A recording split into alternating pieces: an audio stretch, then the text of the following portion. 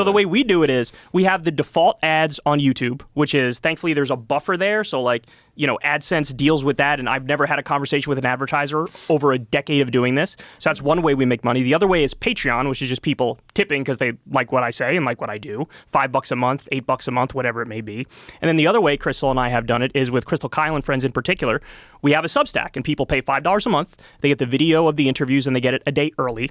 And that makes it, again, so I've never had a conversation with any advertiser in over 10 years of doing it. I've gone above and beyond on purpose so that people know, look, even if you disagree with me, this is 100% coming from a genuine place. Yeah, that's awesome. That's the future, I think. And I think that's a commercially viable way to do it, too. You can do it and make a living, especially when you realize that, you know, if you're working at CNN, you got to realize there's probably like hundreds of people that are working there that aren't the entertainment. Right. Yeah. So, like, there's so many different pieces of the pie that get sliced up and chopped up, whereas you don't need as much money to be financially successful with your show, as successful as you would be if you were on a network. Right.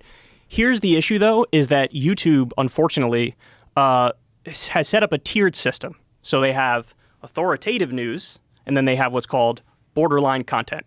And so shows like mine are put into the borderline content category. Yeah, and I'll tell you why.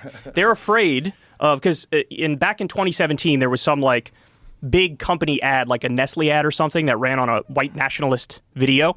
And so a bunch of media outlets wrote these articles that were like, oh my God, look at what YouTube's doing. They're radicalizing people. This is terrible. And so YouTube reacted to that by, they just wanted to cut their losses, and they said, just defund news and politics right now. That was what was called Adpocalypse. So they cut off all the funding overnight for what was that? independent news. What was the catalyst for that? What was the video that did that? I don't know what the actual video was. I know it was like a white nationalist video that ran like an official ad. We should find out what that was. Yeah, you'd have to go back to 2017 articles to find it. Because I remember Adpocalypse, but I remember just going, what is going on, and not paying attention. Yeah. Well, I covered it at the time. It was huge for us because we were one of the ones affected. We went from, we literally, all the money wiped out overnight, and we didn't know when it was going to come back. Now, thankfully, it did come back about a week or two later, but it was never really the same since then. And it was in 2018, I believe, the YouTube CEO said, look, we're addressing the misinformation and disinformation problem. And so now we have authoritative content and borderline content. And so the YouTube algorithm pumps the authoritative content and like suppresses the borderline content. Is it PewDiePie? PewDiePie. But PewDiePie was not a white nationalist. And which year? He's just a shit poster. You know, he's like a funny that's guy. true. If this is true, then it's even worse than I remember it being. PewDiePie in 2017, the most subscribed YouTuber of all time, at the time rather, came under fire for posting videos that YouTube deemed anti-Semitic and hate speech. These videos included references and jokes about Adolf Hitler, as well as two Indian men holding a sign stating "Death to all Jews." At the same time, videos including Chief Keef dancing to Alabama N-word and other extremist content were surfacing, leading to the UK government, Coca-Cola, Dr. Pepper, Johnson & Johnson, and many other major brands pulling or pausing their advertisements on YouTube. Oh, I see. Okay.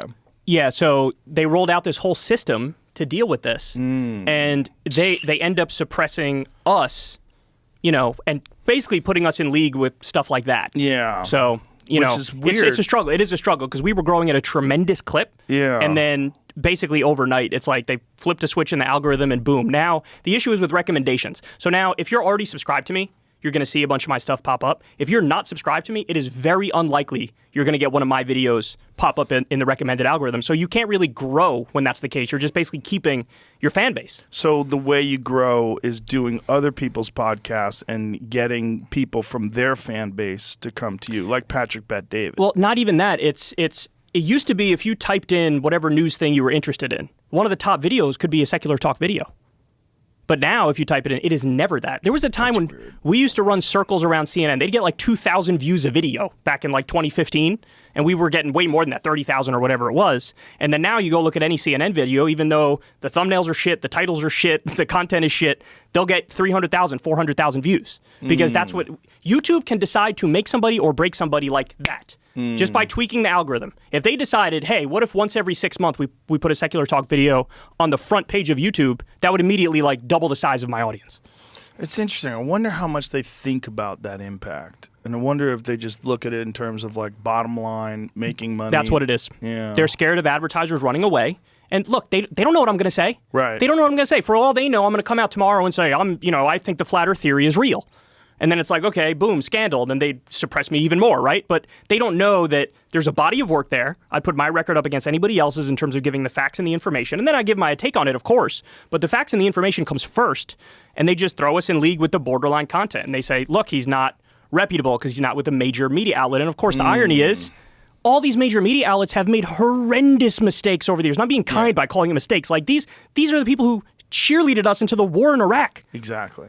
And they don't get docked in the algorithm if they do something that's incorrect. Did you see the conversation that I had with Jan Werner about that? I did not know. Yeah, there was the exact same thing where he was talking about that the government should be regulating the internet. That's crazy. And I was like, that's crazy. What are you talking about? That's anti-First Amendment. That's like the very first thing in the Constitution. He just has this idea of the government, and by government he means left-wing government only, that they're going to be altruistic and they're going to look at it the right way and do the right thing. I'm like, what are you saying? I'm like, these are the same people that brought us into the Iraq war under false pretenses. He's like, no, that was politicians. I go, that's the government. Government is politicians. Well, we need better politicians. Like, no, you need people to be able to sort this shit out. It's going to be messy. That's the thing. It is going to be messy, yeah. They want it to be not messy. There's no way.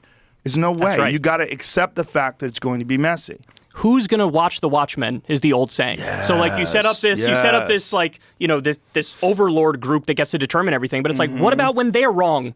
And they're going to be wrong from time to time because sometimes the conventional wisdom ends up being wrong. Sometimes it ends up being right. But you don't know. You have to, like you said, it's going to be messy. You got to try to figure it out. And anybody putting their thumb on the scale and trying to change the outcome by, fiat from above, that's not the way it's supposed to work. Right. And it's not just that their conventional wisdom is going to be wrong. It's that they're being fed propaganda. Absolutely. And they're disseminating it. Absolutely. Ad hoc with no questioning it whatsoever, no pretense, no worry. Yeah, they have they have a lot of sources inside the FBI and the CIA, and if the government comes out with their official line, they just write it up like little stenographers. Right. They're stenographers. They're not journalists. They're not reporters. You're supposed to fact check them too. Somebody in the CIA says something, you still got to say, hey, is it right or is it wrong? One of the best examples